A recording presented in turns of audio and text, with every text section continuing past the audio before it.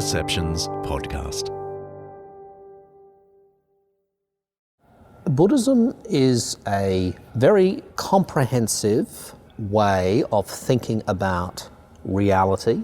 It has about it, the Buddhist scriptures and writings have a kind of loftiness, a kind of nobility, a kind of dignity, which is partly because it's very old in origin, but also because the concepts seem to have a kind of profundity about them, the nature of life. Comprehensive, noble, profound.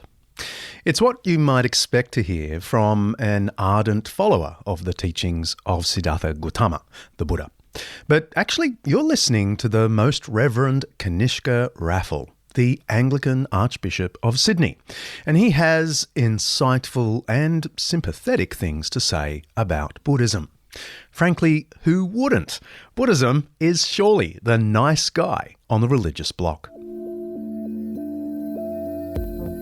According to Boston University's prestigious World Religions database, there are just under 550 million Buddhists in the world today. That's about 7% of the world's population. And Buddhists are found in detectable numbers in 150 of the 234 countries of the world. It's the fourth largest world religion, behind Hinduism with 1.1 billion, Islam with 1.9 billion, and Christianity with 2.5 billion. In my own country, Buddhism is a minority religion, just 2.4% of the population, according to the Australian Bureau of Statistics. It's been growing, though. 30 years ago, it was just 1% of the population. The same is happening in the US. According to the Pew Research Center, the Buddhist population in North America is on a steady growth curve, projected to increase from roughly 4 million back in 2010 to over 6 million in the next 30 years. Most of that growth is due, of course, to immigration. But Buddhism has also been capturing the imagination of many Westerners who are perhaps jaded by centuries of the Judeo-Christian way of things. Buddhism probably takes the prize for the world's most lovable religion. I've had many people say to me over the years, "Oh, I love the Buddhist philosophy." And there's a lot to like.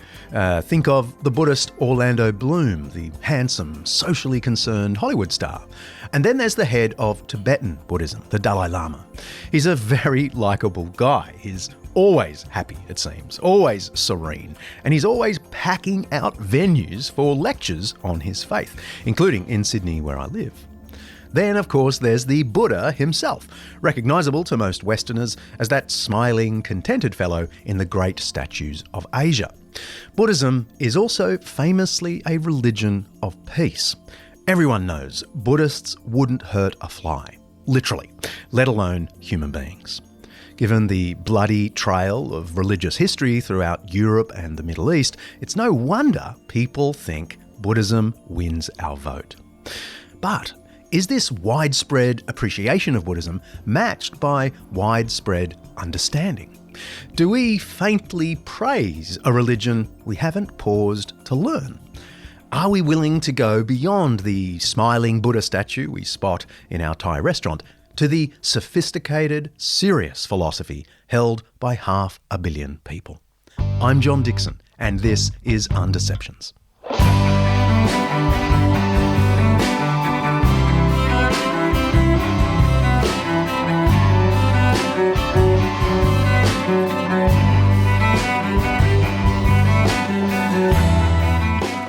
Undeceptions is brought to you by Zondervan Academic's new book, 15 New Testament Words of Life, by Nijay Gupta. Each episode of Undeceptions, we explore some aspect of life, faith, history, science, culture, or ethics that's either much misunderstood or mostly forgotten. With the help of people who know what they're talking about, we're trying to undeceive ourselves and let the truth out. And if the hour of undeceiving isn't enough, join the Undeceptions Plus community for just $5 Aussie a month. You'll get extended interviews with my guests, bonus episodes, and tons of other extras. Undeceptions.com/plus.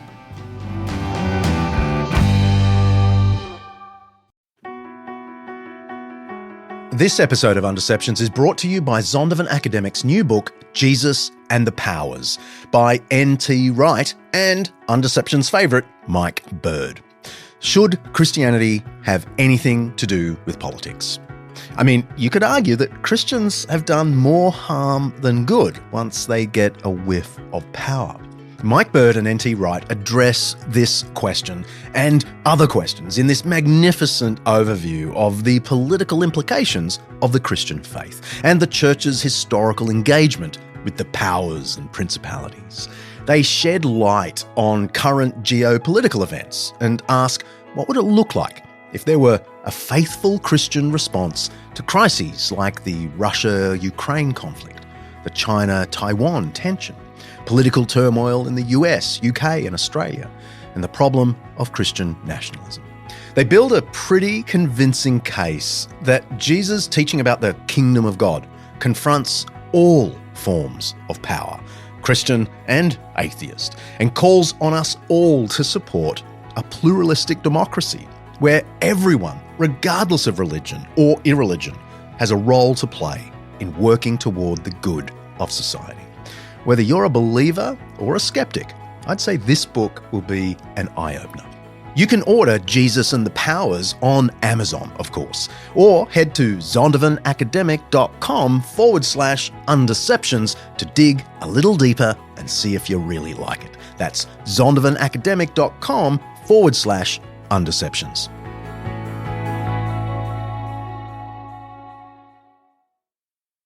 I could put it over my jumper, in fact. Okay, and I'll glance down here every now and then. I am still listening to what you're saying. But Sure, that's all right. I'm just writing this to make sure. I'm a preacher. I'm used to people not listening. So, firstly, Kanishka, what... I'm meeting with the Most Reverend Kanishka Raffle in St Andrew's Cathedral, which is the official church of the Archbishop of Sydney.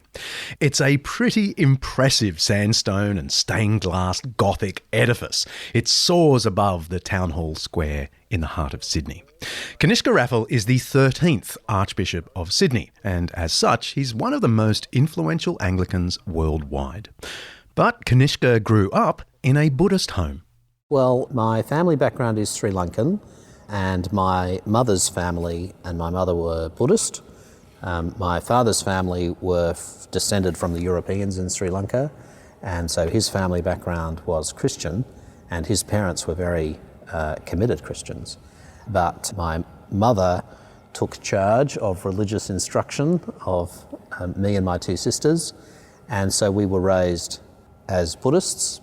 I was born in England.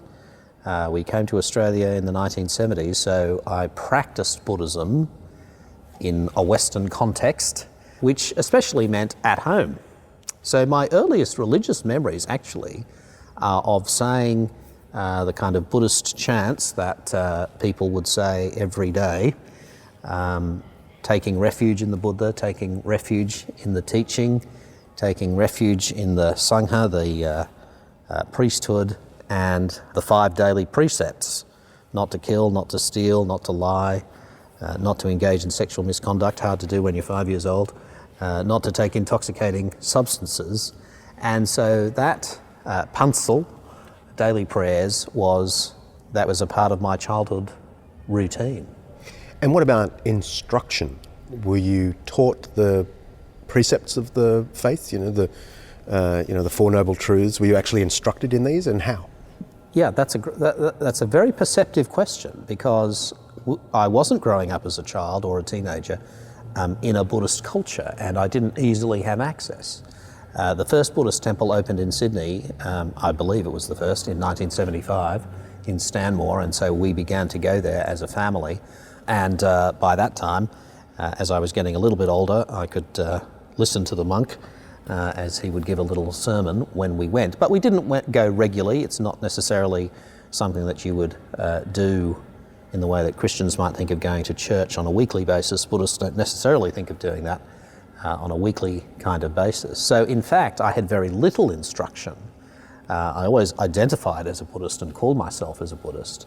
But it wasn't until I got to university that I kind of decided on my own that I would undertake study in Buddhism and grabbed a whole variety of books and pamphlets and visited the temple to pick up things, and in a sense started to tutor myself in the religion that I had always confessed.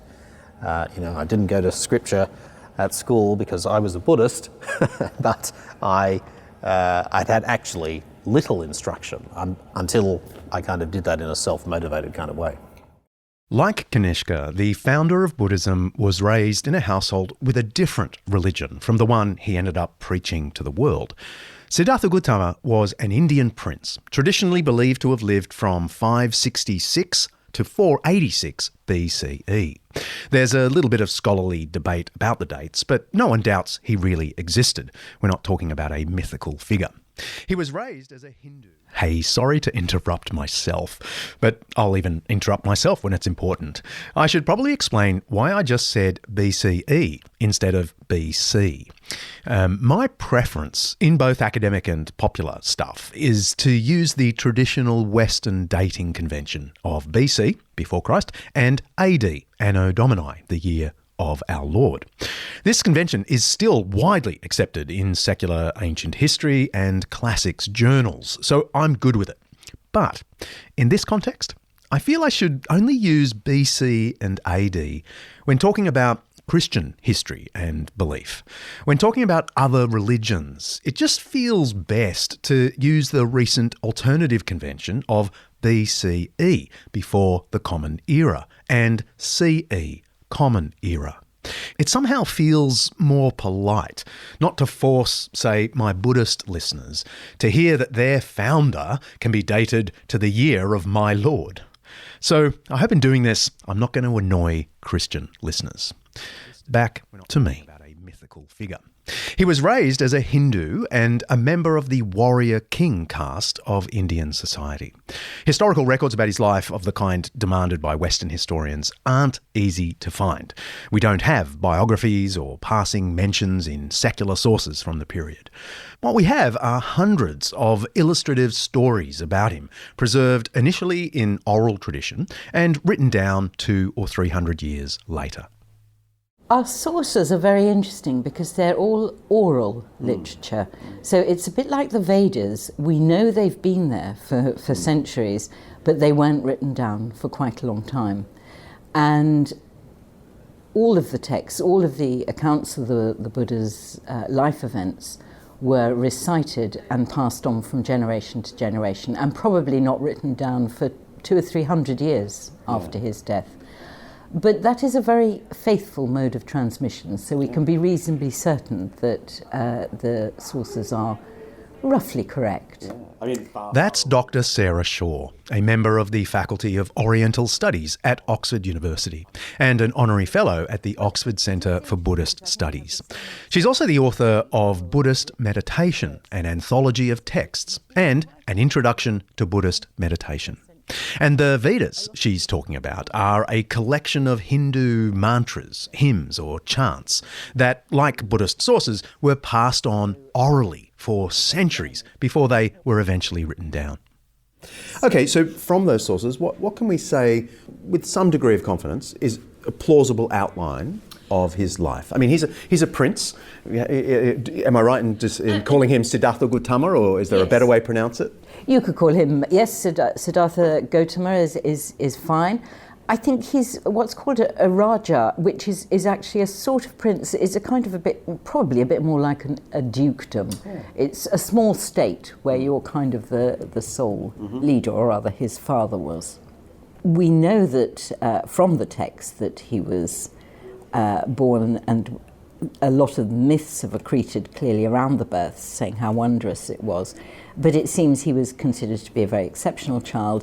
But there was a risk that he might become an ascetic and a Buddha, a teacher who could show the way to others. The other choice that was suggested to him at birth by seers was that he would become this pan-Indic ideal of a universal monarch.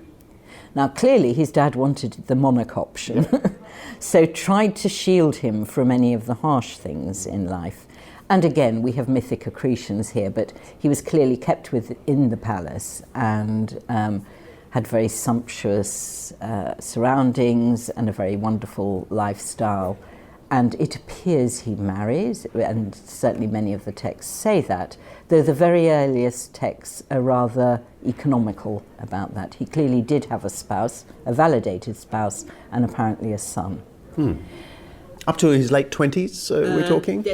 Accounts vary, Okay. but he would be quite young. In yes, late 20s would be fine. There are other accounts, but yes.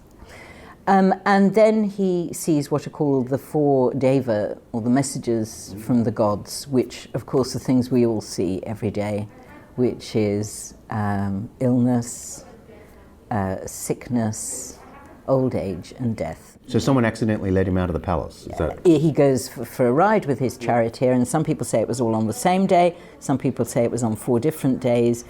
He sees a sick man, an old man, a dead man, a corpse, but also a mendicant. The fourth one is a mendicant, a wandering ascetic. And he realises that that is the answer for him if he's going to be able to deal with these 3 unpalatable So he's facts. emotionally shocked? He is disturbed. utterly shocked because he's never seen anything like this before. And I think we can see something which is genuinely mythic in a much larger sense. It's a bit like parents who try to protect, we all try and protect our children from seeing things that are too unpleasant. But all children remember the moment when they do first encounter, say, a dead body or somebody really sick. And it's imprinted in your mind and very traumatic. And the instinct of all parents is to protect the child from that. So I think you can see his life story as being a bit mythic in that regard, that he has an upbringing where his parents wanted the best for him in a secular way, and as a king, we can say as a successful businessman, if we want to use modern language. And so he sets out to sort of find the answer. He tries to suffering. find the answer, yes, And so amongst the sort of Hindu ascetics, am I right? Yes, and so he escapes the palace. Now, I think India must have been a really interesting place at that time, because clearly there were all sorts of, and it still is to a certain extent like this, all sorts of wandering teachers, people exchanging views, teaching meditations. So after those teachers, he then goes and practices mortifications. And I think this is very... Mortifications in Hinduism are just ascetic practices like fasting, holding certain body postures, often really uncomfortable ones, and keeping vigils, often in extreme heat or extreme cold. It's about disciplining the physical in order to attain the spiritual. And I think this is very interesting because he sort of works through this thing that I think a lot of us have, that you really have to suffer to have wisdom. And so he goes through the whole suffering thing. But curiously enough, he feels it doesn't give him wisdom. And I think this is a great insight here, that this self-inflicted suffering is not actually going to give any wisdom. And at that point, he is so ill that accounts go back to his father that he's near death. And he really hasn't got anywhere. Siddhartha had set out to discover for himself the secret of serenity in a world of pain, and he'd failed. A lifetime of luxury and 6 long years of denial had convinced him that neither extreme provided the answer he was looking for. The key to the removal of suffering, Siddhartha thought, must lie somewhere else. He committed himself to pondering this dilemma night and day until he found a solution. But he remembers that as a child, the first time he'd been left alone at a ploughing festival, so it's a very happy, earthy event, he'd been put under a tree, and he'd be about 7 or 8.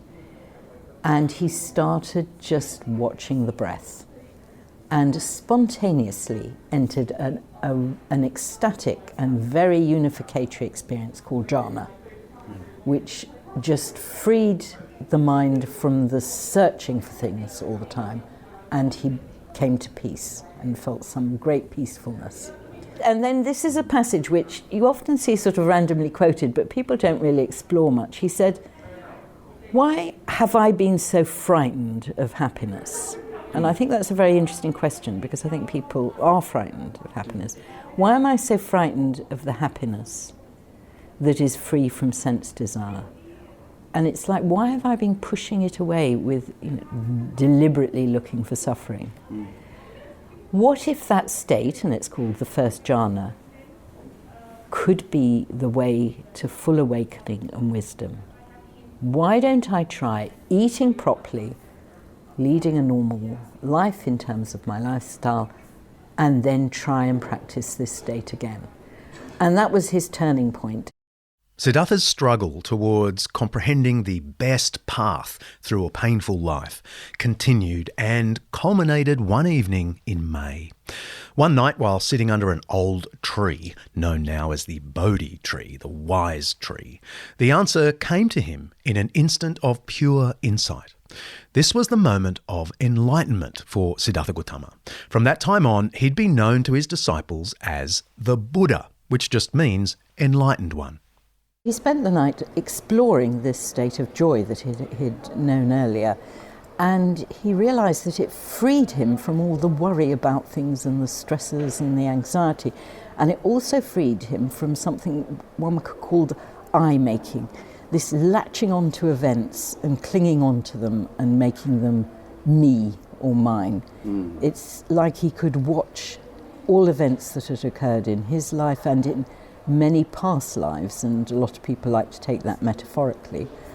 I take it quite literally. I don't see how a law of karma can operate without many lives. But apparently he looked into all these lives and he could just step back and watch with what is called equanimity. And then he saw that these processes of making I all the time were going on in all the other beings around him. And he just let go. He was free. And he said, apparently at the time, a joyous utterance, the house builder has gone. He'd stopped building houses. And he realised he was just free of this attachment. So this is called his enlightenment. Yeah.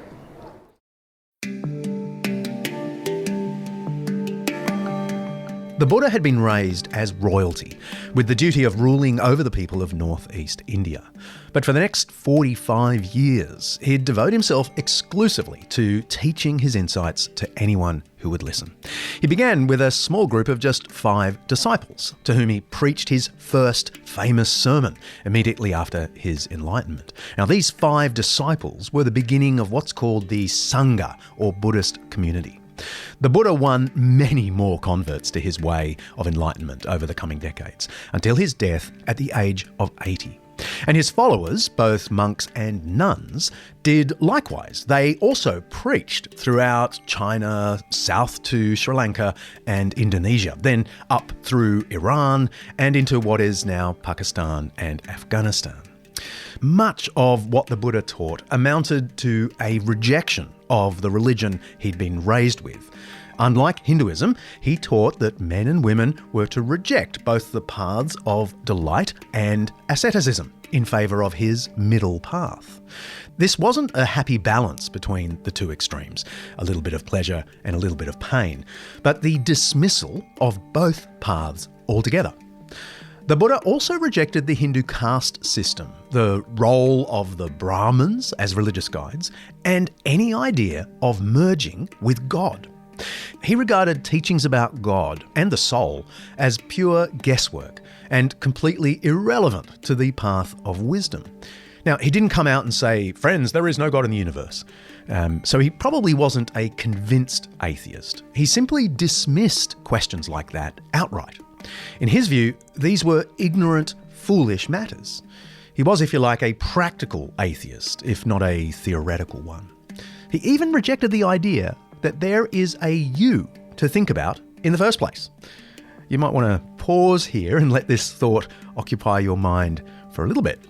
A key doctrine of Buddhism is anatman, not self. The belief that you, as well as John Dickson, do not ultimately exist. Without going into too much detail, the Buddha's doctrine of the 5 aggregates of attachment and another doctrine known as the conditioned arising both say there is no thinker, there are just thoughts. There is no smeller, there are just acts of smelling. There is no listener, there are just acts of listening. In short, there is no you at all. And this becomes really important in the Buddhist system. So let it just sit there in your mind, the thought that there is no you, just the things that aggregate to convince you there is a you.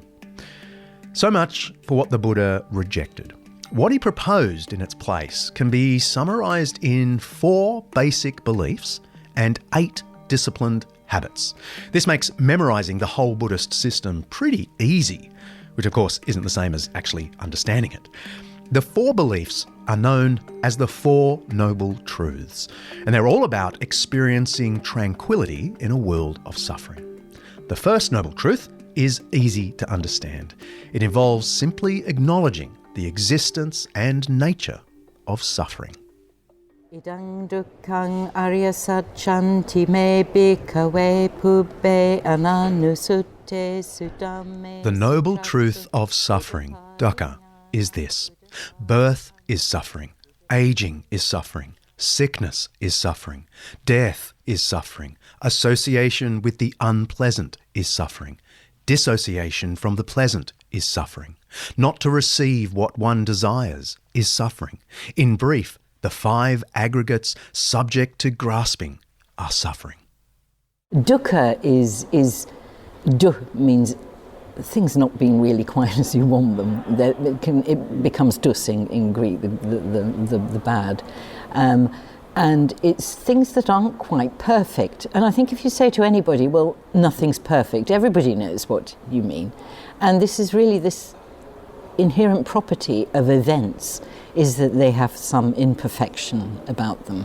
Yeah. And so even moments of bliss and happiness and joy can be... They are impermanent. They won't last. They're not permanent self. I can't make them mine. Yeah. It's like a very basic thing we all know and we all fight against. So that is the first noble truth of dukkha. And the first discourse is very interesting. This is the one the Buddha teaches to 5 ascetics he'd been practicing. This is the setting in motion... The setting in motion of the wheel of the teaching, the Dhamma. He said the only thing you can do about things not being quite perfect is just understand that. For Kanishka, the first noble truth was a compelling insight into the human problem. The nature of life is suffering. Initially, that sounds kind of pessimistic, but as you delve into that concept more deeply, there are resonances with experience. You say, well, yes, there's sickness and death, but there's also the impermanence of everything. What I want, I can't have. When I have it, I can't hold on to it. These kinds of ideas resonate, and so there is a sense of keen observation about the nature of life, and especially the first noble truth, the nature of life as suffering. Which leads us to the second noble truth, the origin of suffering. Idang dukkha sammudayo arya sacchanti me bhikkhave pubbhe ananusutte. Now this, monks, is the noble truth of the origin of suffering. It is this craving which leads to renewed existence, accompanied by delight and lust, seeking delight here and there. That is craving for sensual pleasures, craving for existence, craving for extermination. The second one is the tanha, the thirst or the craving that causes, it's the origin of this tension and this sense of things not being perfect. That is because we want things. We want things to be in a certain way, and we need to want them. It's an inherent part of our experience that there will be a wanting of some kind. And the verb for this one is that this wanting is to be abandoned. Not rejected, but just let go of. Yeah. Yeah. This is desire or craving. You often find it in the English text. Yes, anyway. yes, Yeah. tanha. It's thirst, really. It's just Thirst. we want this is the origin of our. And it makes sense. I mean, it's perfectly logical. If I long for something that I don't get, and I feel pain because I didn't get it, well, the thing that's caused the pain is not the object, but my thirst for the object. Yes. Is that basically what he's saying in the second noble truth? That is, and it's something that inheres in all our experience. It's a kind of, it's just how things are. We couldn't function without it, and obviously I need to get thirsty to drink, but it is something that's right at the root of any kind of consciousness and experience in a body, and is this wish. The logic is hard to argue with. The origin of the pain experienced by the beggar isn't simply the result of the circumstances of poverty, but the beggar's thirst, craving for a better life. Or perhaps more relevantly, the angst so many wealthy Westerners feel is related not so much to life experiences, but to our craving for more, and thus we're disappointed, frustrated. Once you acknowledge the existence of suffering, the first noble truth, and then understand its origin in our desires, the second noble truth, we can turn very naturally to the removal of suffering. And that's the third noble truth, the realization that peace in the midst of suffering comes by eliminating this thirst. If you eradicate your craving for pleasure, existence, and even non-existence, suffering evaporates. Idang dukkha nirodho arya sacchanti me bhikkhave pubbhe ananusutte suddhame. The noble truth of the cessation of suffering is this. It is the complete cessation of that very thirst, giving it up, renouncing it, emancipating oneself from it, detaching oneself from it. Dukkha is to be understood. Craving, or the second noble truth, is to be abandoned. So we abandon that. And the third noble truth is to be realized. And this is when that craving stops. And of course, like all traditions, or philosophical traditions and religious traditions, how do you describe the goal? We say it's ineffable, you can't talk about it, but what they do say in Buddhism is it's very happy, but it's beyond pleasure or pain or our normal concept. So equanimity is I see it in the translations anyway. Do you like that as a translation? Well, because it has a sense of the sort of perfectly balanced between, or neither attached to sadness or attached to happiness. It's near it, but even equanimity, there is a kind of great relief apparently of this state, which is almost beyond equanimity, beyond apatheia or whatever. It's something much greater than that.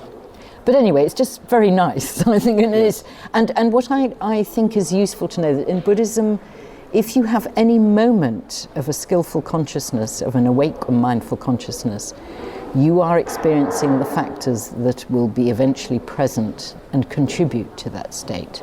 So any moment can be a glimpse, and that's why people do have moments where, they save a child from going under a car or something, and the world just changes. And these, according to Buddhism, are moments when there is selflessness, there is no sense of self, you just do it. Yeah. Were you any good at extinguishing desire? I thought I was pretty good. I wasn't a very good Buddhist. And you rarely meet a person who will describe themselves as a good Buddhist. It's a lofty ideal.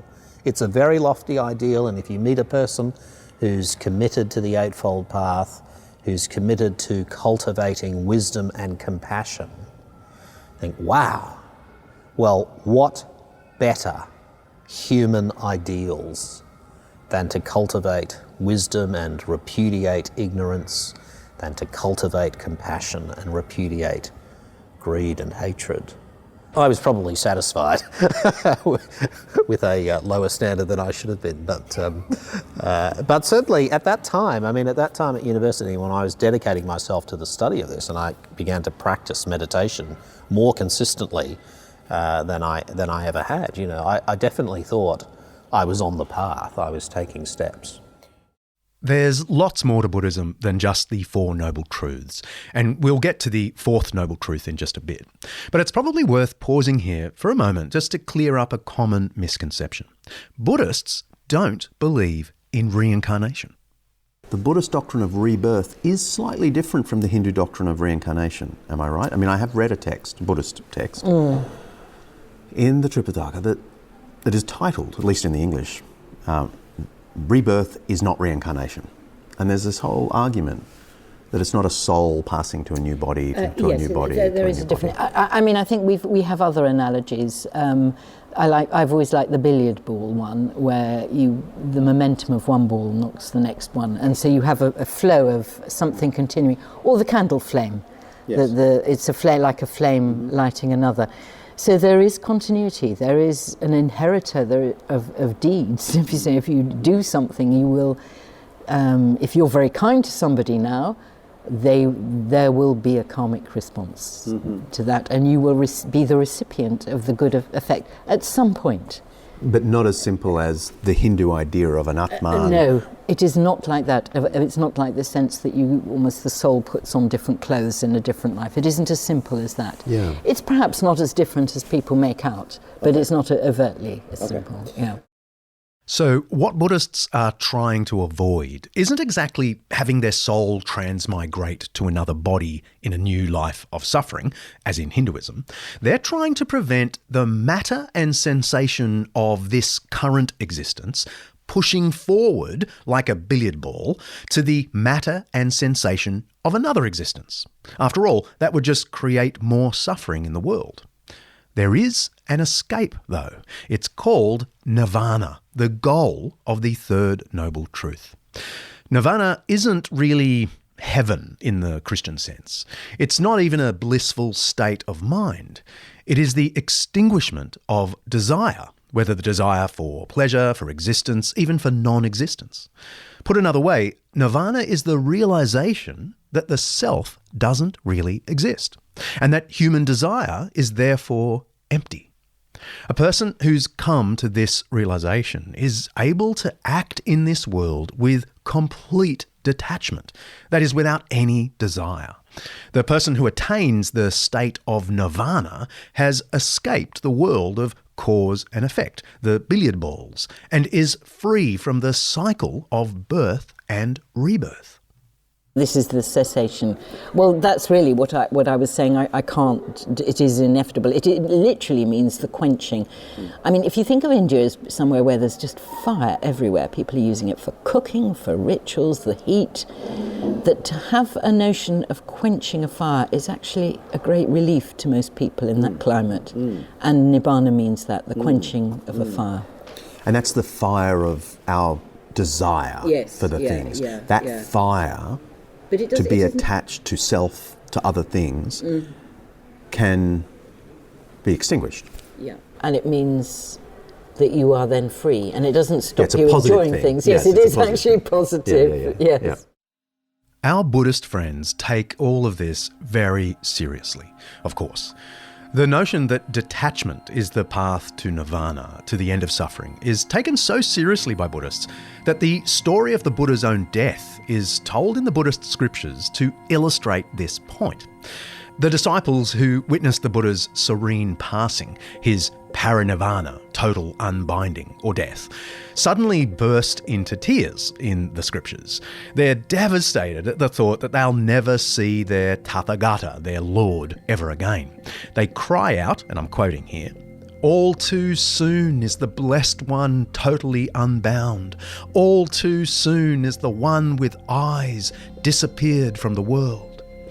Then, in this same passage, one of them realises that they're actually disobeying the Buddha's own teaching by being attached to the Buddha and letting their emotions get the better of them. Venerable Anuruddha addressed the monks, and here I'm quoting again, "Enough, friends. Don't grieve, don't lament. Hasn't the Blessed One already taught the state of growing different with regard to all things dear and appealing? The state of becoming separate? The state of becoming otherwise? What else is there to expect? It is impossible that one could forbid anything born, existent, fabricated, and subject to disintegration from disintegrating." They're all convinced, and we're told they spent the rest of the evening in constant Dharma talk, philosophising and recalling the Buddha's teachings.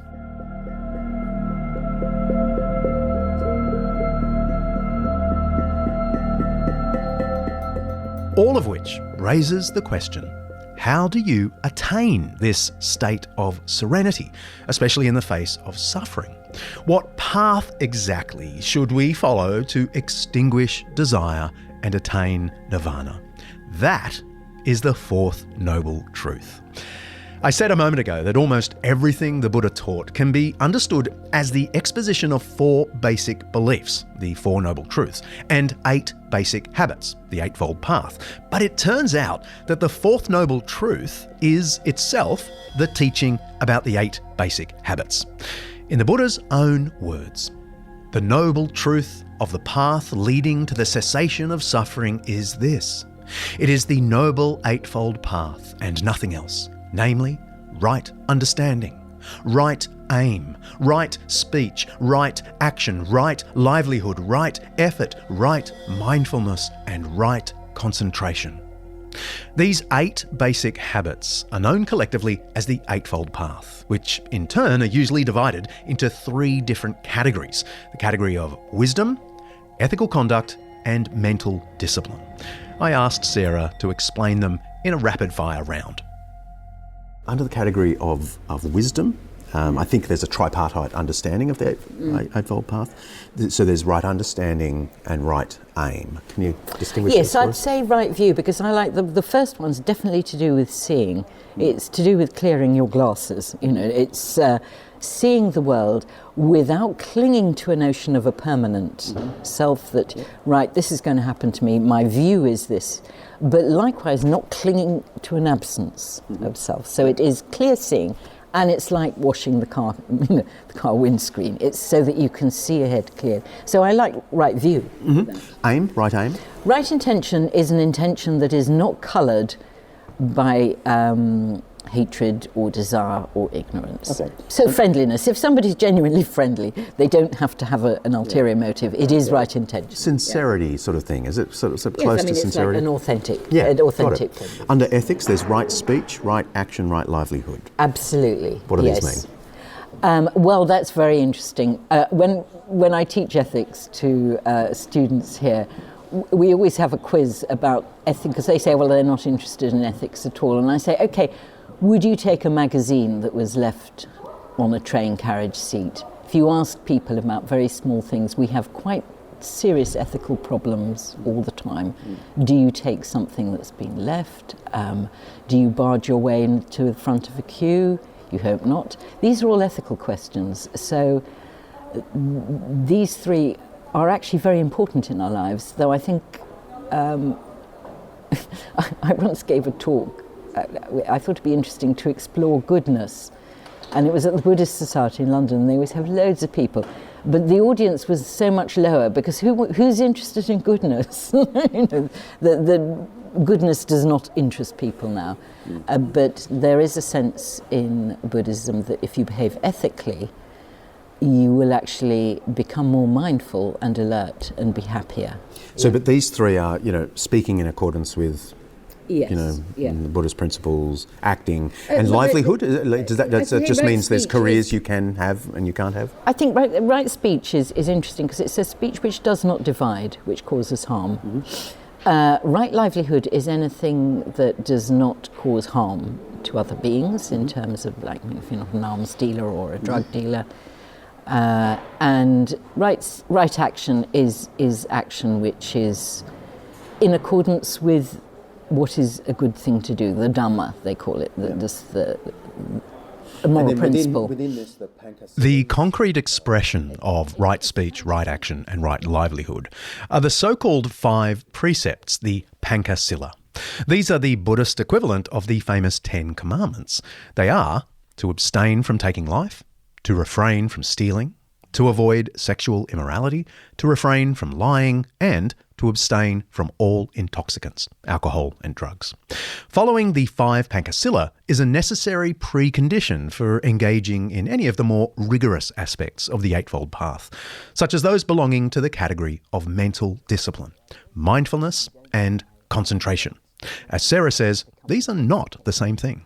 It's very interesting. We've slightly conflated the two in the West, and you have mindful moments on various television programs, and they tend to be things that arouse stillness or concentration, because we've slightly conflated the two. Maybe we need to.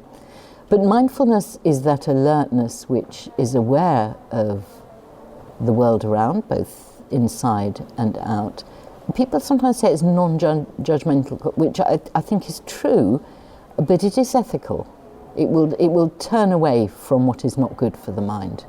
So it won't make judgments, but it will actually discern and appreciate things. So we can look around the room now or appreciate where we are and the moment. And you can do that mindfulness sort of all the time. All the time. Yeah. It can be there all the time, not as a heavy effort, but just a gentle turning of attention to external objects. And am I right that he described it as noticing the coming and the going of all things? It's an awareness directed outwards and in, and both in and out. Most of the time we can get locked in looking only out or looking only in, but it is that gentle awareness that is aware of both. But particularly being mindful of the impermanence of things. So mindful of a sensation I just had, but not attaching to it. You don't have to sort of stress the impermanence, it's just noticing it.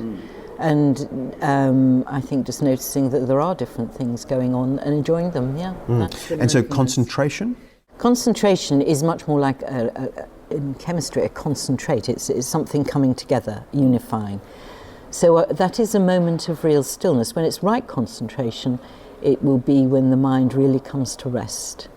And is this the Buddhist in-out breathing meditation? Yes, and you might do a breathing meditation, and that would allow your mind to come to rest on the breath in a certain way. And that would arouse concentration with mindfulness, with alertness, because you're aware of the breath going in and out, but you're also cultivating great peace at the same time. So the two do tend to go together. These are the basics, the Four Noble Truths and the Eightfold Path. But as with any religion, I suppose, things can quickly get more complicated. After the Buddha's death, many groups living in various monasteries began to disagree over various points of belief and practice. And two main schools of Buddhism eventually emerged out of these ancient Buddhist debates. The Theravada tradition, or school of the elders, is often described as classical Buddhism. It emphasises the historical man Gautama and tends to shun mystical speculation. It's now found mainly in Sri Lanka, Myanmar, Laos, Cambodia and Thailand. Then there's the Mahayana tradition, the Great Vehicle. This accepts a much larger canon or collection of scripture, encourages devotion to the Buddha as a saviour figure, and importantly, it asks Buddhists to delay their own enlightenment to help others get there too. This form of Buddhism is dominant in Tibet, China, Japan and Korea. Sarah Shaw says the variety of approach is a natural outworking of the creativity at the heart of Buddhism. Really what happened is after the death of the Buddha, Buddhism did change a lot and all sorts of schools emerged, inevitably. They tended all to live in the same monasteries, to go to the same monasteries. They had differences of view, opinions, they debated, they discussed, but it seems quite cordial. They do seem to have had quite profound differences, but I don't think it changed how monks and nuns and lay people interacted that much. Right. Things just change, really, after the death of the founder of a tradition, and the texts start to move on.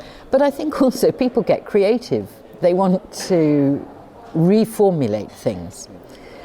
And the Mahayana really emerged from that. It's an incredibly creative outflowing of Buddhist texts, which are different from the earlier ones in certain cases. But there is a very early Buddhist quote, which I think is very important. And it says that if something is true, it's the word of the Buddha. People were asking, well, how can you validate something as the word of the Buddha and the historical Buddha? And this quote just says, if it's true, it's the word of the Buddha. Theravada and Mahayana Buddhism have adopted different emphases when it comes to enlightenment. The Mahayana tradition emphasizes the need to postpone your experience of nirvana in order to save others from suffering before eventually becoming a Buddha yourself. This is the path of the Bodhisattva. It's the path of somebody who wants to help others and to dedicate many, many lifetimes in finding a path for themselves that will help others and all other beings. It's actually in Theravada as well, and there is a Bodhisattva path in Theravada, which is less well known, but it was an idea that was circulating well before the Mahayana, the idea of the Bodhisattva. All Buddhist schools had it in the early days, and the Mahayana particularly ran with it and felt it was particularly important that everybody should become a Bodhisattva. Am I right that to do this, you take a vow, as it were, to return? You could not return. Mm-hmm. You could choose not to return. You could choose to enter into nirvana, but you choose to return so that you can be a blessing. Yes, that's to others. That is possible in all the traditions of Buddhism. That vow, yeah. Okay. And it's possible and encouraged. I mean, it's considered good in all traditions of Buddhism. I think that's why I'm very cautious about the Theravada Mahayana difference. There are immense differences, but they're often not of the kind that you often see in... it's not Catholics wanting to kill Protestants no, over... and actually, it's very important. And vice versa. I think the early visitors to these thought it probably was a Catholic Protestant thing, but it isn't. No. Buddhism never had a centralised authority. There was never a big deal about a new Buddhism developing in a new region. Mm-hmm. No wars were fought over that. Mm-hmm. They may have been over other things. Mm-hmm. But it's just got a different history. Yeah.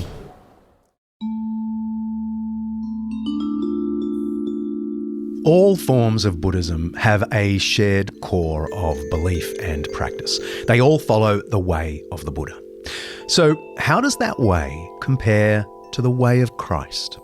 And what happens when a young university-educated Buddhist finds himself confronted for the first time with the gospel of Jesus? What is recognisable? What is objectionable? Stay with us.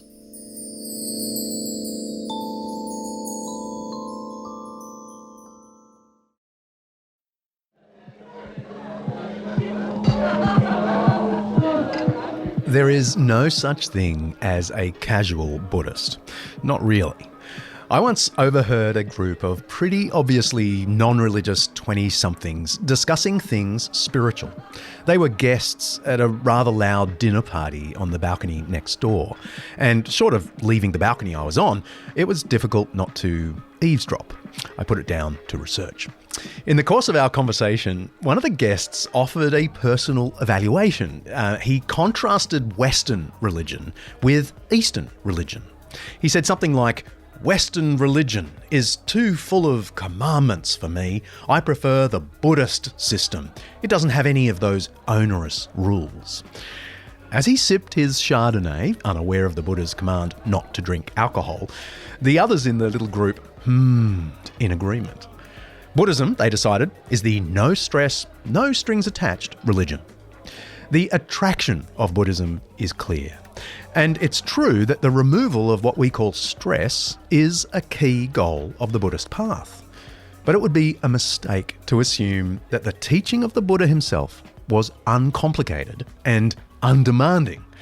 After years of studying and teaching the world religions, I honestly regard Buddhism as the most intellectually complex of the great faiths, and also the one requiring the highest level of discipline from its adherents. I'm not alone. More consistently than I ever had. I definitely thought I was on the path. I was taking steps. When Kanishka Raphael first encountered the Bible, he was a 21-year-old English literature student and a thoughtful Buddhist. He knew the Four Noble Truths, the Eightfold Path, the Pancasila, and so on. He felt completely sure of his faith the day he first came into contact with a Christian in the wild. And on one occasion, I was on holiday with a few friends, some of whom were Christian. I had a conversation with one friend because now I felt equipped with knowledge of my own religion. And so I felt on an equal standing to engage with my Christian friends about faith. And I asked him, tell me what Christianity means to you. And he said it meant he'd lost control of his life to Jesus Christ, which was an utterly... I was dumbfounded by that response. Not least of all because giving up control of your life seemed like a very unwise thing to do, even if it was possible to give it up to somebody who'd been dead for 2,000 years. And the kind of emphasis in Buddhism on discipline, on awareness and mindfulness and concentration and right speech, right action, right livelihood, these were not things that came about in the absence of control. They required very serious control. So his remark struck me in a very lasting kind of way. Do you mean negatively or positively? No, it was very, well, he was a person I respected and admired and had affection for. So it just perplexed me deeply. The more Kanishka compared Jesus and the Buddha, the more perplexed he became. It was the personhood of Jesus which was most striking. The Buddhist teaching circulated in an oral form probably for 4 centuries after the death of the Buddha. So people are quite open about the fact that nobody can really say when the scriptures say that the Tathagata said this, nobody really knows if he did say it. And in some sense people would say, well, if there's wisdom here, then you'll be able to use it or not. Even the Buddha, well, the Buddha is reported to have said, you don't have to follow my teaching. You have to find your own path, but I'm pointing away. And if it's useful, then you use it. Kanishka is alluding to a famous parable the Buddha once told about a man and a raft.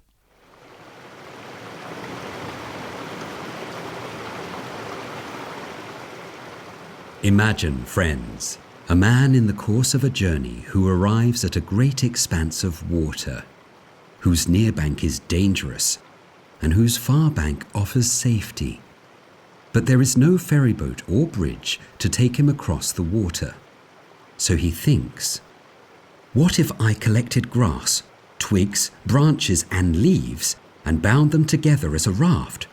Supported by the raft and by paddling with my hands and feet, I should then be able to reach the far bank.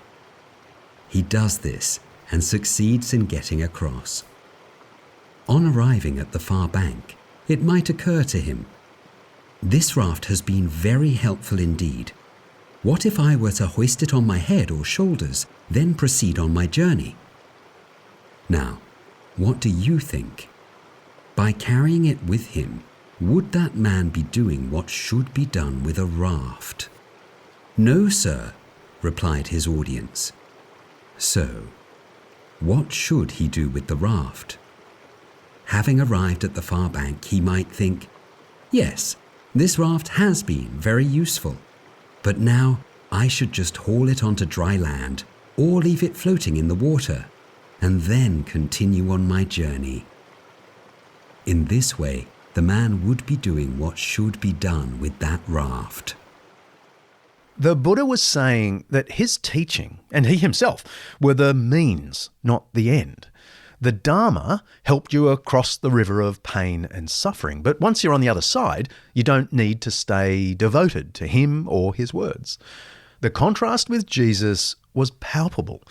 Kanishka found in the Gospels a disturbing figure, one who was simultaneously earthy and who claimed things about himself that were outrageous, really.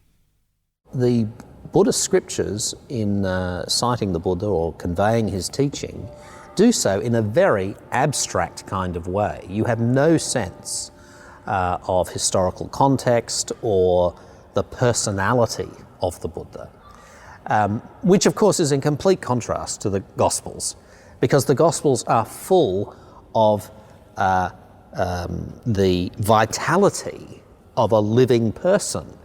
You may not think that Jesus is the Son of God, but you cannot escape the cut and thrust of his engagement with his opponents, the way he speaks to the outcast and the lonely and the downtrodden, the way he engages with his disciples as he tries to get them to understand things.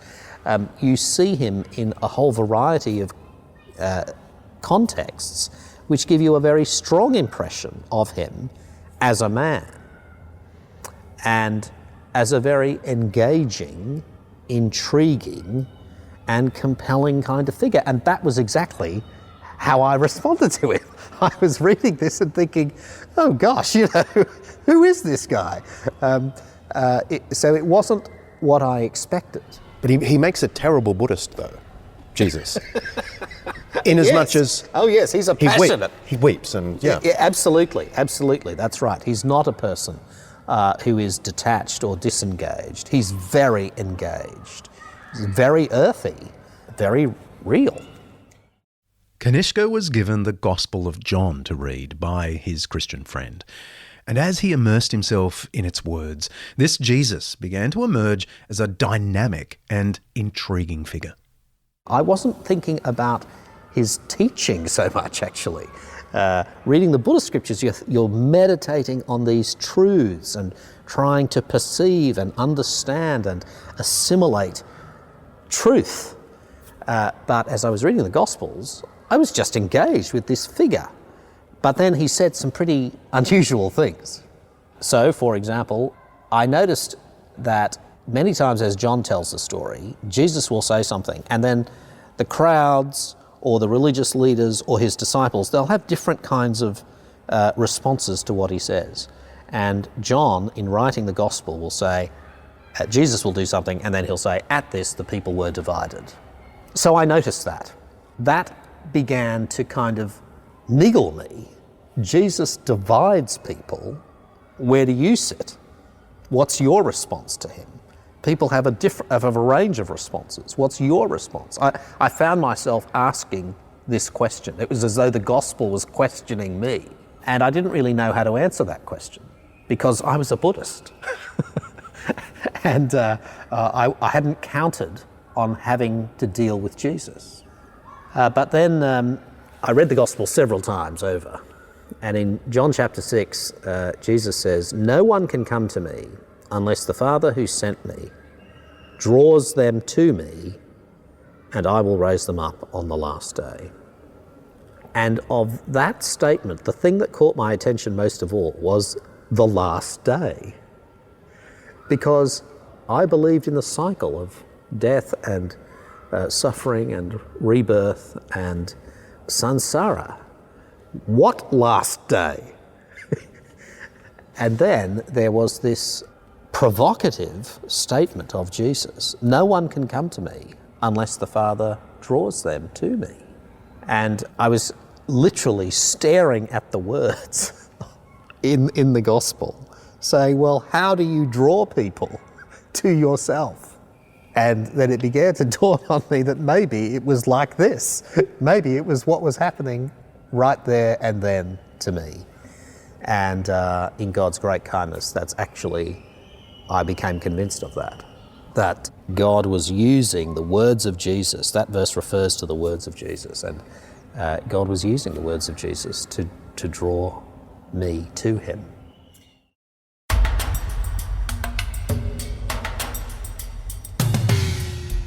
Let's press pause. I've got a 5-minute Jesus for you. Well, sort of. It's more like a 5-minute Buddha. With apologies to my devout Christian listeners, let me unpack what's wrong with Jesus from the perspective of Buddhism. I'm not trying to be clever, I just think that this is maybe the best way for a Christian like myself to highlight the differences between Christianity and Buddhism in a way that honours Buddhism and gives Buddhism the spotlight. Buddhism, of course, has several disagreements with Hinduism, as I mentioned earlier. The most notable are over things like the existence of the soul, of the self, and the reality and worship of Brahman, or God. The differences between Buddhism and Christianity are just as real. Siddhartha Gautama would have shared Hinduism's criticism of the idea of a future bodily resurrection in a new, glorified creation. The resurrection of the body was central to Jesus' teaching and, of course, to his own story. But this is to be too attached to the material world. The material world in Buddhism is impermanent. To hope for ongoing physical existence is to trap yourself in a delusion. The other thing is Jesus' insistence that humanity's deepest need was what he called the forgiveness of sins would have struck the Buddha as a kind of ignorance born of at least two illusions. First, that there is a self who sins in the first place, and second, that there is a creator who forgives. Buddhism is not about guilt and mercy. It's about ignorance and enlightenment. Another problem Buddhism has with Christianity concerns the frequent Christian emphasis on grace, the notion that we bring no merit to God, that his salvation is pure gift, a gift of his love for the undeserving. In the Buddha's way of thinking, though, this could be a cop-out. If the problem is our ignorance and ill discipline, then surely the solution is knowledge and discipline. Here's how the Buddha himself put it in the Dhammapada, one of the most beloved portions of the Buddhist scriptures. By oneself is wrong done. By oneself is one defiled. By oneself wrong is not done. By oneself surely one is cleansed. One cannot purify another. Purity and impurity are in oneself alone. Another obvious problem with Jesus, from the Buddhist perspective, is his passion. One of the striking things about the Gospels is that Jesus is deeply moved by loads of things. He weeps at the death of a friend, John 11. He's outraged at the hypocrisies of the temple officials, going so far as to overturn the money-changing tables, John chapter 2. And he experiences fear and anguish at his own impending death, Luke 22. From the Buddhist perspective, all such emotional reactions to circumstances are at odds with the ideal taught by Siddhartha Gautama, that one has to stand detached from all transitory sensations. I mean no disrespect to the Christian saviour, but the Jesus of the Gospels is not a very good Buddhist. You can press play now.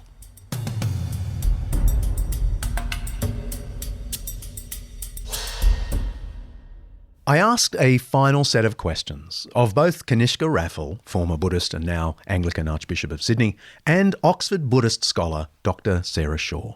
First, Kanishka. What does he see as the big question Buddhism tries to answer, and how does that compare to the question Christianity claims to answer? I think Buddhism is supremely concerned with what is reality. Buddhism is the search for the truth about reality. It's got a specific answer to that. The specific answer is that reality is impermanence. So all life is suffering because everything is impermanent. And a very important but highly confronting aspect of that impermanence, is us. We are impermanent. In other words, Buddhism ultimately says the thing that you think is most real, namely yourself, is not real.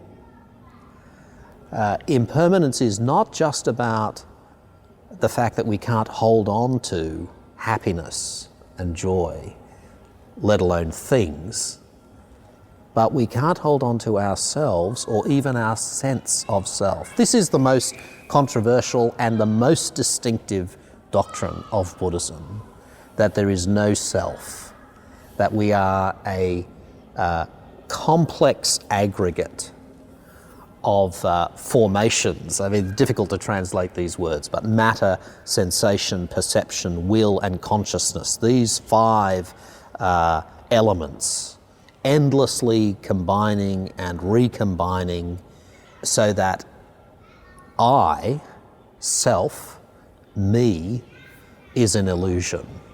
So it's deeply confronting because it really says the very thing that you think is real, your sense of you, is not. And you need to let go of that sense if you're to escape from your experience of suffering. And Christianity. So the question that Christianity is trying to answer is, am I loved? I live in a world of sin and sorrow. Is there love? Is there love in this world? Because I experience lots of things which suggest not, although I experience other things which suggest that there is. What's really real? In a surprising and unexpected kind of way, it does approach the same question, but perhaps from a different standpoint. Kanishka says the Buddhism he encountered was a compassionate religion, but that sometimes the detached intellectual kindness is a world away from what he found in the passion of Christian love.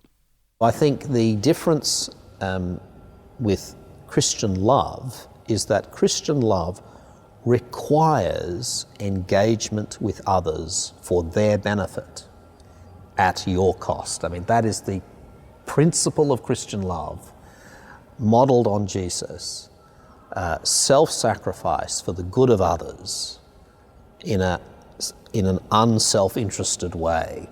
And of course, it is modelled on Jesus because he, being God, enters into all the suffering of the world, which he could have avoided, and which he comes into not in order to live in a palace, but to die on a cross, to give himself for others, to lay down his life, though he is the author of life.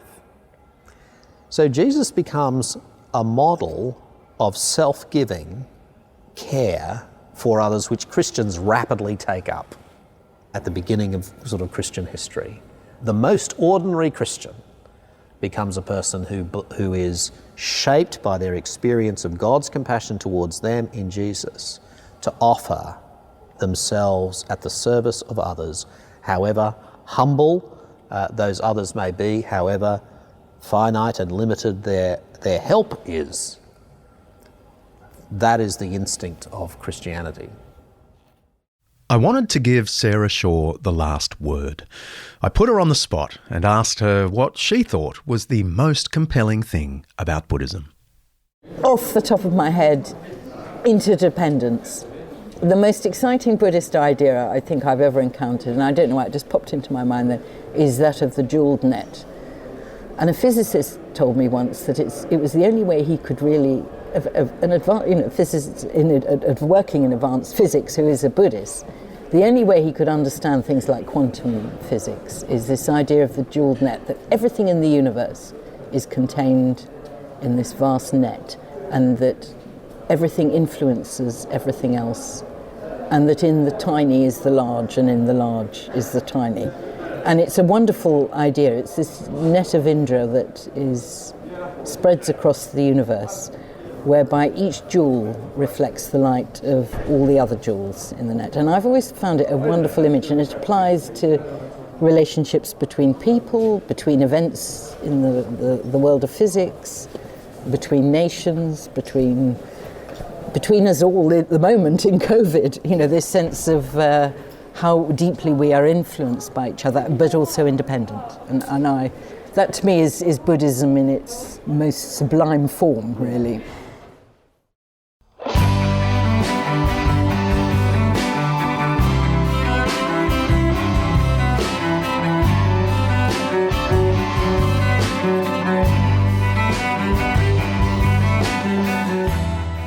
If you're not a subscriber to Undeceptions Plus yet, now is the time. We've got a bunch of extras from this season that we're releasing exclusively to our Undeceptions Plus subscribers.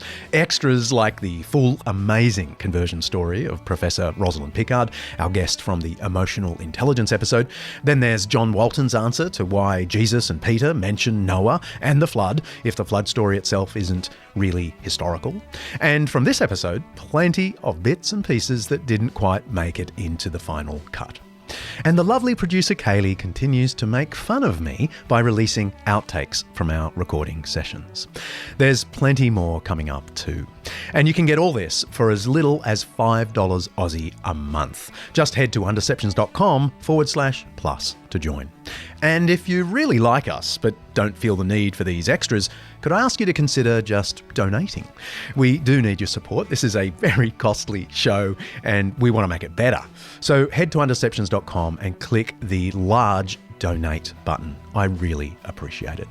Hey, and don't forget, we're giving away 20 copies of my new book, A Doubter's Guide to World Religions, to the first 20 new subscribers to the Undeceptions e-newsletter. Just head to Undeceptions.com, scroll down to the bottom of the page, and put your details in where it says subscribe. Next episode, we're talking about the science you've never heard of. The science many people think never existed. I'm talking about the science of the Dark Ages. See ya.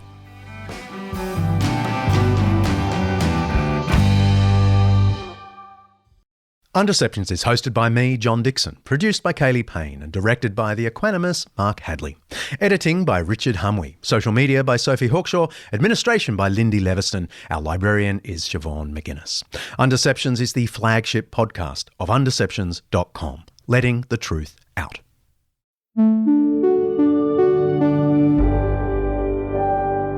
An Undeceptions podcast.